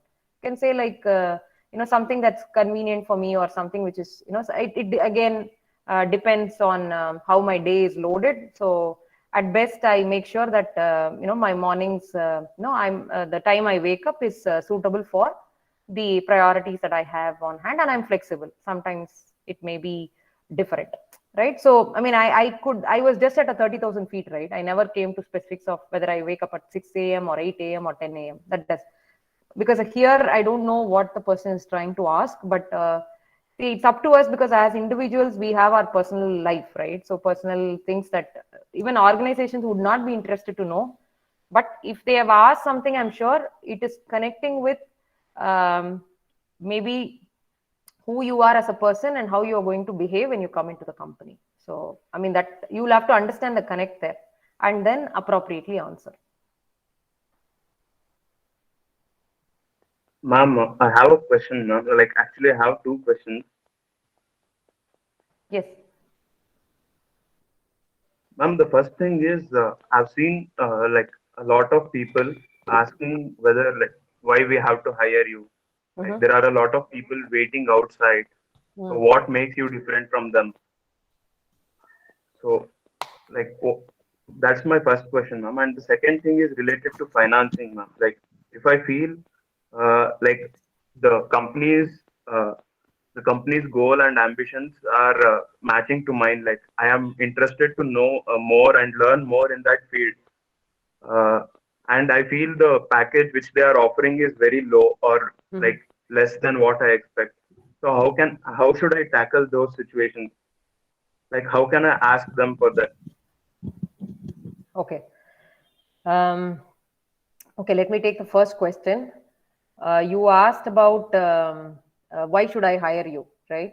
Uh, this is definitely an appropriate question. People do ask, because first you should be convinced that you are the best, right? Because as I told you earlier, there are a lot of people who compete for the same thing, and we have only few opportunities to offer. Which means how you answer such a question is based on what you think are the skills that you're bringing to the table that the organization is looking for. See, as I said, some amount of research is required for you in this, based on whether this, and all being very, very attentive on what they've been telling all through, right from how they have advertised in the campus for who they want. If they say, like, I want passionate set of individuals who can work in a very agile environment, a fast-paced environment, who can really go that extra mile to serve customers, you may pick those cues definitely on what the company is looking for, what kind of an organization they are, what kind of requirement they have. As I said, the org fit part of it, they would be telling you right when they are advertising for job openings, right in the talk, or right during the interview. If you have clearly listened, I'm sure you can pick cues and you know what you can offer, right? So it's like buying and selling, right? So now you know what the customer wants. Why will they buy you as a product?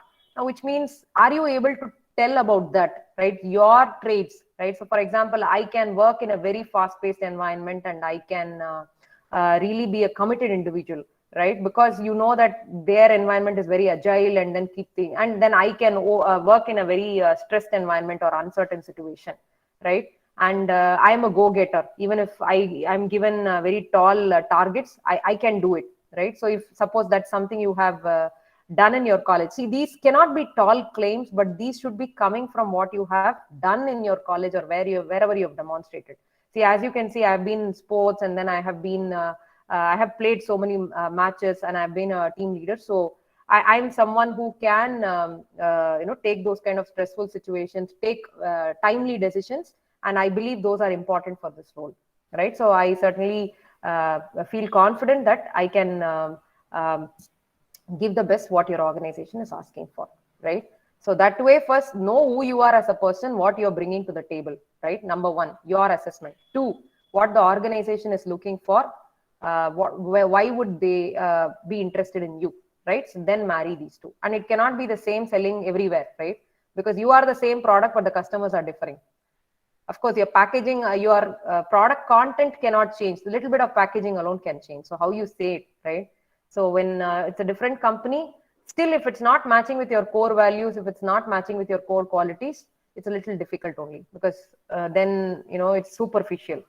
So if you are convinced that, hey, I would be suitable in this work environment, I am carrying the right skill sets, what they are asking, then you can express yourself that way. But as I said, be attentive. You will have to really know what the company wants, and then be able to match your skills or your qualities according to that. Okay. Then let me move to the next question. You asked about if you are interested to negotiate for a higher salary, right, Nikki? So that's what you wanted to know. Yes, ma'am. Yes, ma'am. Okay. And yeah, see, again, it depends. I would say normally in campuses there's no negotiation, because it is something we would be offering for um, say 100 students or 50 students. So it's a big number that we are talking about at an entry level, basically, right? So campus, mostly, even though some students have some prior experience, they are coming at an entry level, and normally salary negotiations don't take place. Of course, we may have some bands. We may depend, if somebody has a prior experience, we may fit them in a, say, senior engineer, versus somebody who's a fresher, I may place them in a junior engineer from the same campus, right? So though both of them come with the same qualification. So you may want to know if there are different levels, or all of you are going to be given the same levels, or are there any leeway in terms of having some grades or having some levels. So through those levels and grades, you may come to know that there is going to be some differentiation in the package that they can pay you. And again, these are things that normally companies would tell you when they are coming for the campus, not that they will suddenly make a decision to change grades or something, because it's all predetermined. At least campus selections happen in a structured way. But I would say, bottom line, if you feel that the package is low, don't opt for it, right? So because I feel that you may later be in a, of course you can even decline at the last stage, right? So you just wanted to see whether you are able to crack it, and then final stage, if you still get the offer, you may want to decline it if that's not as per your expectation. That's fine. But all I'm saying is, if it's not even closer to what you're expecting, and you feel the whole process is just a waste of time for you and for the organization, don't even get there. Because as much as I know, negotiation in a campus placement is meek.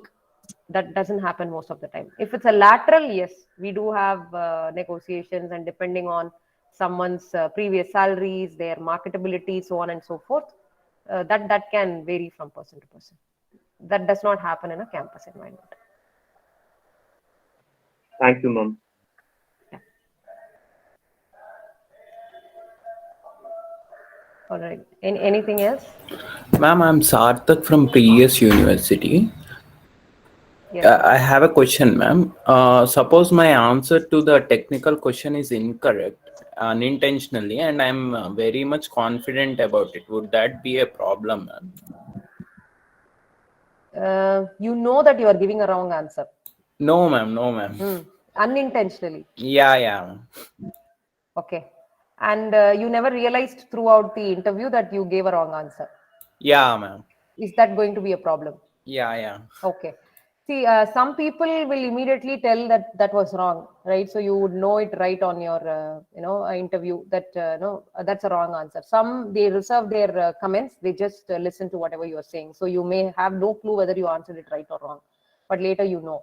See, of course, wrong answers has its own weightage, right? But it all depends on how many times you gave a wrong answer or an inappropriate answer.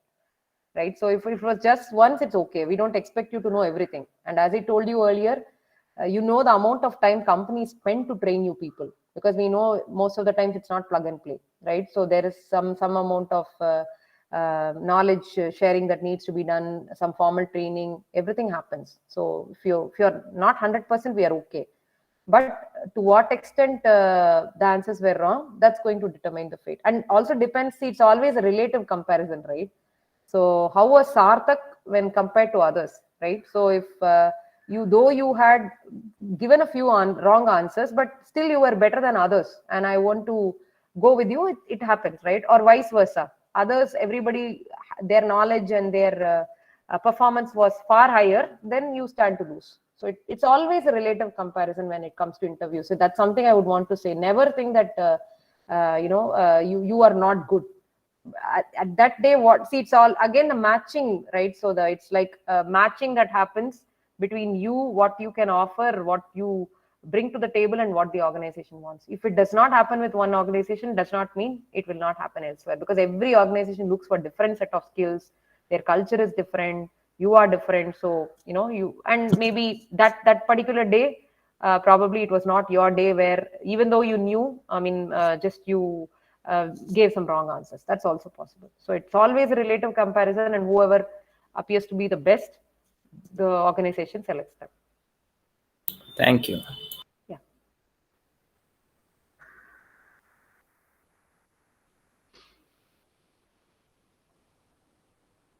Yeah, I'm glad to receive your questions, all good questions.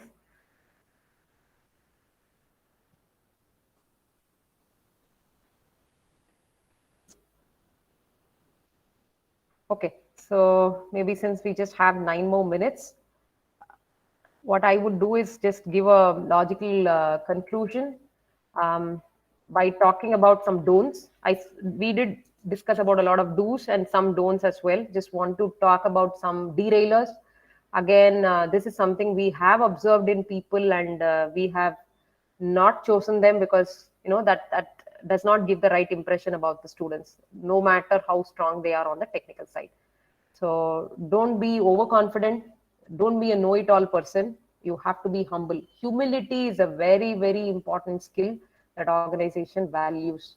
No matter at what level you are, even the CEO is expected to be highly humble. So don't show your overconfidence. Even, for example, the question that Sarthak asked, your answer is right, but you're being challenged. So how do you, relate to that, and how do you counter that, right? So you can't say like, I know it all, right? So you can't say, yeah, I'm very, very confident, I studied this. There's always a very fine line between confidence and overconfidence, right? So I have been the top scorer, I've done this, I've done that, so though you what you're saying is correct, but how you put it across, the body language or the non-verbal communication, it might tell you that you are arrogant, right? So you are not humble, you are overconfident, and not willing to step back and think whether you gave a complete correct answer. Maybe you were wrong, actually, but you are not realizing. So I'm not asking you to be submissive, I'm not asking you to play down, but at the same time play it right. So again, underconfidence, some people are having the right answers, but they don't exhibit the right level of confidence. That's also not appreciated, because many a time in organizations, as you work along with a lot of people, you have to convince them for their time, for their ideas, for their resources, whatever, right? And if though you have the best of ideas, you're not able to talk with the right level of confidence, they are not going to be convinced. So that can distract them. So both the ways, confidence or overconfidence or underconfidence is not going to help you. Don't be too casual. I've seen some, and especially today in this virtual interviews, I am hearing that people just come in some casual attire, come in shorts. I'm not saying you students do it, but never be too casual. Casual in your appearance and casual in your behavior, right? Of course, there are some companies who are, that cool-headed group, right? So they want you to be casual. You go to some startups, even the interviewer might come in some shorts and some very casual dress, and then they expect you to be that way, too casual in what you talk. But most of the companies are not, right? Which is why knowing the culture of the company is very important. And you can, as I said, you can pay attention to all these cues coming in the way they are sending you the advertisement, coming in the way they talk to you in the pre talks, coming in the way they are demonstrating themselves, their behaviors. So you would know. So just match it. We say mirroring and matching, right? So mirror and match based on their attitude, their behavior, right? So don't, I mean, in general, I would say don't look too casual. Again, not being too casual about the interview itself. Oh, I really don't care about the outcome. Then it's a, they are going to think I'm wasting my time talking to this guy, right? So just handle that with the right level of seriousness. Dishonest, I already told you that. Integrity is something all companies would expect. It's okay if you're wrong. It's okay if you've not done best. And again, talking about your strengths, weaknesses, do it appropriately, but you don't have to be dishonest. So just take care of that. We want people with the right levels of honesty and trust. um, don't be disinterested. So I think I saw one question where somebody had asked, I'm not interested in this field, not in this career, not in this job, but you are in a rat race, so you will have to somehow end up in a job, right? I think that's something you will really have to think through, because if you have made up your mind that you need a job, then do justice to it. If you are in a dilemma, then don't participate. You can't you can't be on the fence, right? So you have to be either here or there. So don't, if you are disinterested, that can be really annoying. It can be frustrating for the company that is considering you, and it's injustice, I would say. So never do that. So please make up your mind, right? I know that we are not always making the best decisions, but it has to be a right decision. So if you want it now, at least for the next 2 years or next 1 year, make up your mind and take a call based on that. So if you haven't made up your mind whether you should appear for the job, take up the offer or not, then I think you should not be there. So please be, again, it goes to your honesty, integrity. We have had people who have taken an offer, worked with us for 6 months, and then, decide to leave because they know that this is not what they wanted. And then in that process, some good students who should have ended up with that offer lose it, right? I think you know what I mean. So please see how you can tackle those kind of conflicts and dilemmas that you have in you. Again, as I said, superficiality. People say they know something, but they don't have any in-depth knowledge in it. If you claim that you know something, you should know it. Otherwise, it's okay to say you don't know. So don't be superficial. Don't act as though you know, but when somebody is asking a deeper question, then you fumble. So that can also be a selection derailer. Last, of course, communication, we spoke in detail. Regardless of other technical aspects, if you really have a problem, a big problem, I would say, in communication, then that can also take you off the chance. So, I mean, there are many. Again, I'm going by my experience where I have seen students lose the chance because of these kind of inappropriate behaviors. Lastly, just to summarize, I really wish you the best to end up in the kind of career you want, the jobs that you want. Of course, it's a journey, it's an exploration. So I am now, almost 2 decades in my career. I still have some passion. I still have some areas that I would like to work in. So I'm still thinking, should I take some internal moves, move from HR to operations, right? So after 20 years in HR, now I feel that I have to get to the operation side of business, which is fine. So I think we constantly evolve, and we try to understand what's our passion now, what's our area of interest.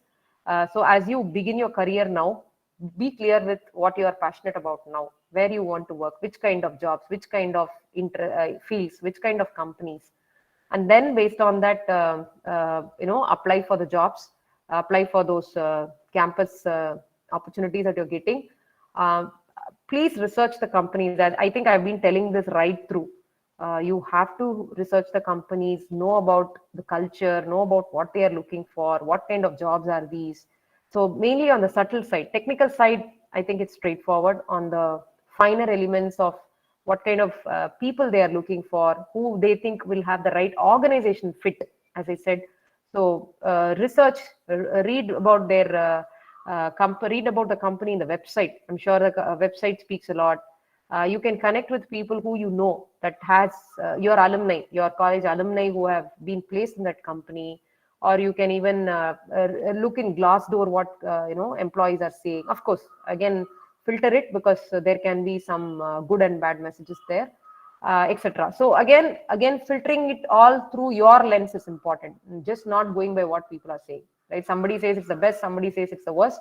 Again, how you filter through your lens, how you understand. And yes, to some extent you can't know everything, but to the extent you can research about companies, jobs, how they are marketing themselves, then you would know if that's matching with your passion and area. And then the 70-20-10 is something we always tell our employees too, and I want to share this with you also. We say 70% is experiential. That's how we learn, right? Now, what I'm sharing with you, it's like more of just coaching. I just guide you, but that's very minimal, right? But how you learn, how you develop something is only through experience, which means those experiences in college, in your student life matters a lot, where you have hands-on, where you have done an internship, where you have done a project, where you have led a particular team, where you have participated in a competition, where you have designed something, where you have negotiated something, and whatnot. So try to have those hands-on, those skill building, because that's something companies value a lot.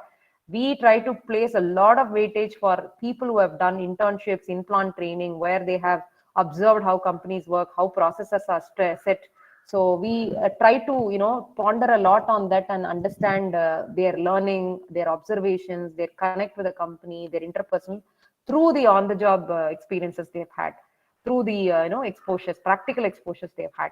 So that, I would say, is a major chunk. Of course, trying to listen to people like me, or connecting with other industry professionals, your own alumni, being in LinkedIn, reading something, all those are, I would say, 20. And the 10 is formal learning, where you have a certification, where you have a graduation, where you have a particular diploma, things like that, where it's just 10% formally you learn. But that also, for example, you have now signed up a course for learning something on blockchain. You know that in accountancy, this is the latest, or robotics or analytics. So you are learning something where you have signed up for a formal course and you do. That's only 10%. I'm not saying these numbers are in the strictest sense, but in terms of the proportion, on the job, on the hands-on, what you can get, it's really important to see how you can enhance your exposure to that area. Of course, being coached by the people, getting the feedback, being connected with the peers or alumni, professionals, that's going to be important, and your formal upgradation along the way. So always have this in mind. This is really going to help. And as I said, I would firmly believe in the self introspection, reflection, and continuous improvement. So after your interviews, just think, what went wrong, what went right, what skills you need to improve, reflect and improve.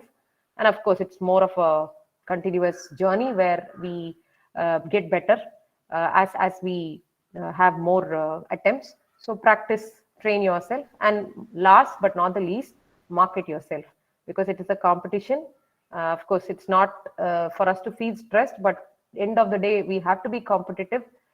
We will have to bring the best self there to the table. And that's why I told you, be careful about how you play around your strengths and weaknesses, not to be ingenuine, but at the same time, how you put things the way they would want to hear. So those kind of things, you will have to Sorry have to your knack interrupt. of doing it. Yeah. I just want to ask last question Mm. regarding the job description. Let's say they have job description as a full stack developer. So as of I know, like I have done multiple projects. So should I focus on whatever website I've done because the job description is full stack developer, or just say whatever projects I've done in total? Like how Yeah. do we say those things? Yeah. See, as I said, you're marketing yourself, right? So which means you should know what the customer is looking for. So they are looking for full stack developers, and you have wide range of experience in the full stack. Talk about that. I'm not saying you should not exhibit other things, but play it appropriately. So I would say a 60-40, right? And you would also know what interest they are showing to know about your full stack versus others, right? Your resume is there right in front of them. They are going to dwell more into full stack. You know that they are interested in full stack, but maybe there is a company who wants a well balanced professional, And today it's full stack, tomorrow it can be something else. So they're going to train you A to Z in full stack. Then they are not really worried about full stack experience, but they are worried about your ability to learn, your ability to comprehend, your ability to work in a team, right? And those are things you have to pick up during the interview, during the selection process. You would know, what they are harping around. So you will have to switch both the ways, where you talk more on full stack, or keep that to a certain level, and then talk about other things, because they should also know your flexibility or your ability to work on other things. If they were to switch you to something else, they should not think you are only bent to do this. So it all depends on the curiosity they have and how they are asking questions versus what you know outside the full stack as well, and how you want to position yourself. So I think it has to be on the go, how you can tweak and align yourself based on what you see the interest to be. Okay, thank you.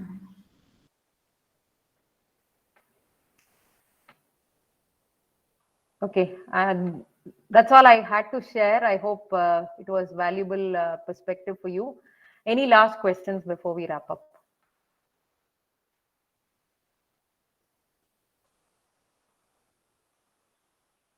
It was a good interactive session, ma'am. Thank you. Actually, a lot of it doubts got clarified.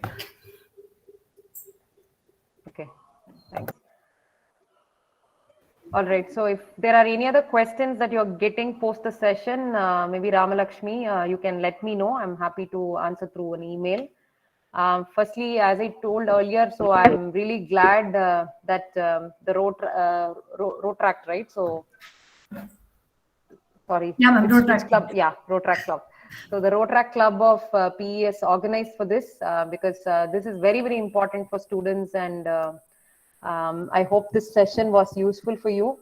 One thing that I would like to say before we wind up, so there is no hard and fast rule. Every company is different, every interview process is different, but some basics remain, right? So what today I spoke about are the basics, but you will have to be using your presence of mind and understand what is being expected, and have that agility to quickly tweak, right? So you don't have to overdo something, but just be on your heels, have that agility so that you can quickly adapt to that situation, and still give your best performance there. So, and of course it's an experience, so if you have not done well in one, it's always okay.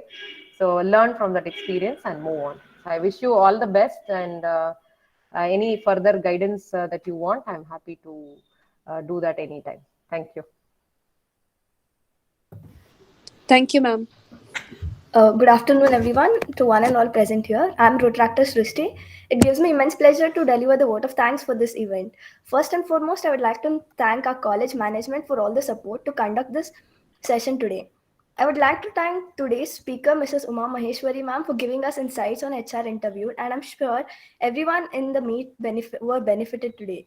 Last but not the least, I would like to thank all the attendees in the session. All the best for your placements. This session can be found on Rota Club's YouTube channel if you guys want to look back on the information provided today. Thank you one and all. Have a great weekend. Thank you so much, ma'am. Thank you, ma'am. Thank you, everybody. Bye. Thank you, ma'am. Bye. Thank you. Thank you, ma'am. Nice one, Ram Lakshmi. Not bad. I mean, like, even though it was 2 hours, Alva, it went on pretty quick.